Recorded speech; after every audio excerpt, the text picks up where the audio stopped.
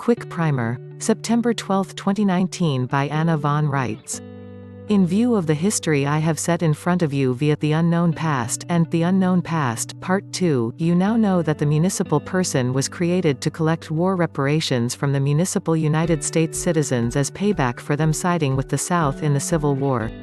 The municipal government graciously gifted you with all these municipal persons named after you, as an invitation to share in paying their debts.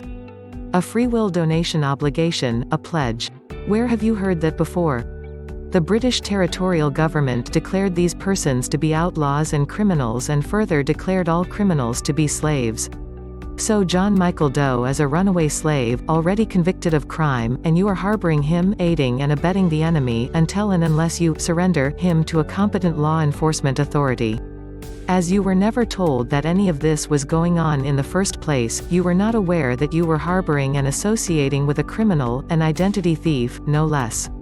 Finding a competent law enforcement authority can be rather difficult, since both sides of this scam against the American people want it to continue. However, both Stephen T. Mnuchin and Michael Pompeo are Interpol officers, competent international law enforcement officers. That's why we lay the Form 56 Notice of Fiduciary Relationship and the BCs of the municipal persons on them. Either one will do, depending on your purposes, but as Mnuchin is a financial officer, logic favors dumping financial criminals on him. We have surrendered these fugitives, they are no longer in our custody, but Mnuchin and Pompeo owe us fiduciary duty to make sure that no harm or loss comes to us as a result our courageous action. People who think that that thing named after them and appearing on the BC is theirs and who cling to it and think that it is worth a lot of money need to be brought up to speed. That person is the pickpocket letting the Pope and the Queen bleed everyone dry, the Pope because he gets his debts paid by that person and the Queen because she gets to collect against that person. So do your duty and surrender the fugitive, but not to local law enforcement officers who will stare at you and think you are crazy, and not without enforcing fiduciary responsibility on the officers in receipt. Now look at the Territorial Government's Federal Title 15, Section 1. All contracts with municipal persons are illegal. So it is important that any security agreement or other interaction involving these entities not be presented as a contract, and also not involve any appreciable consideration. Read that, less than $21 value.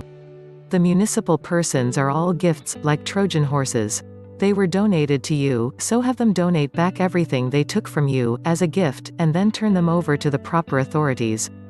The same is true of the British Territorial persons that the federales named after you that appear to have the exact same name, but which are operating in the jurisdiction of the sea.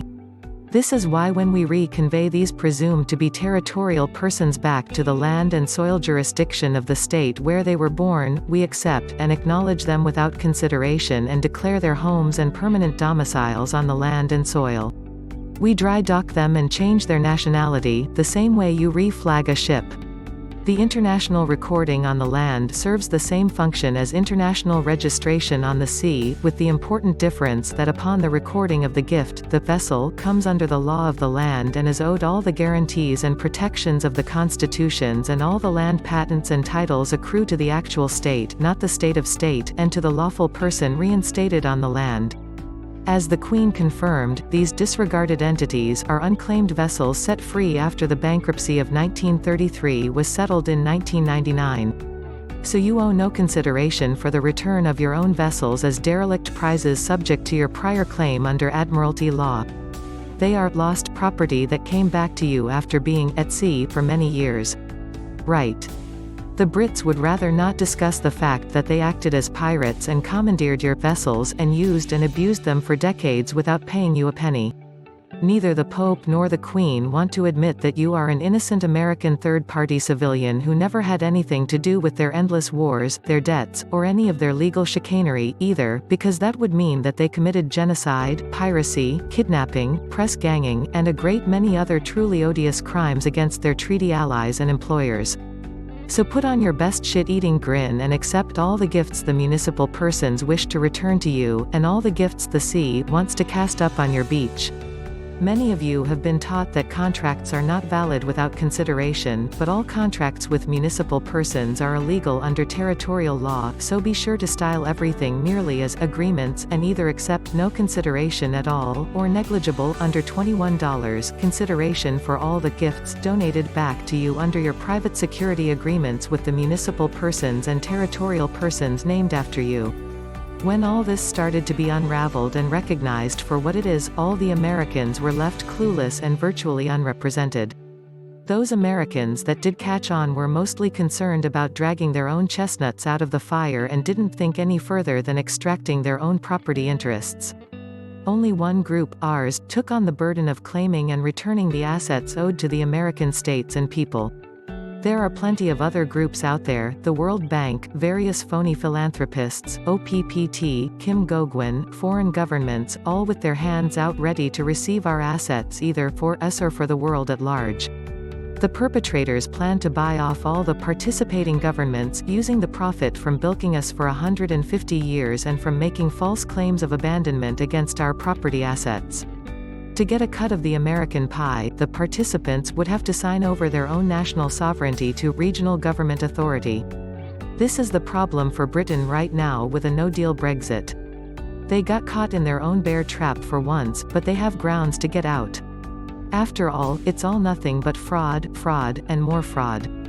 The Lisbon Treaty can and should be repudiated as bad faith by all the national governments involved, not just Britain.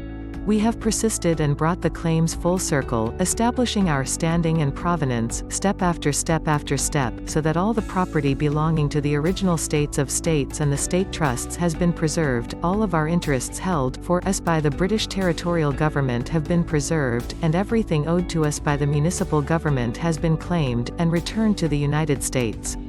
The United States has then assigned the international and global powers back to the United States of America, the unincorporated Federation of Sovereign States formed September 9, 1776. As a result of all this work going on in the background, there are now various protections in place for people, and the legal presumptions about all of this are due to be resoundingly and permanently reversed. Those of us who long ago noticed that something was wrong and that the world was upside down could not know at the beginning how right our gut-level reactions were. The world was upside down, literally, with the tail wagging the dog, the servants bossing the employers, and political lobbyists in charge of the public purse. All of that is going to change. It has to be done gradually to avoid gross disruption of life on this planet, but done it will be. I have not emphasized nor given a lot of instruction regarding uniform commercial code, liens, etc., because it's complex, foreign, and a venue where Americans can easily get into trouble, especially given the prohibitions against the municipal persons that have been issued in their names. Our answer has been to lawfully convert everything, in a reversal of Franklin Delano Roosevelt's action unlawfully converting our persons, as a thing is bound, so it is unbound.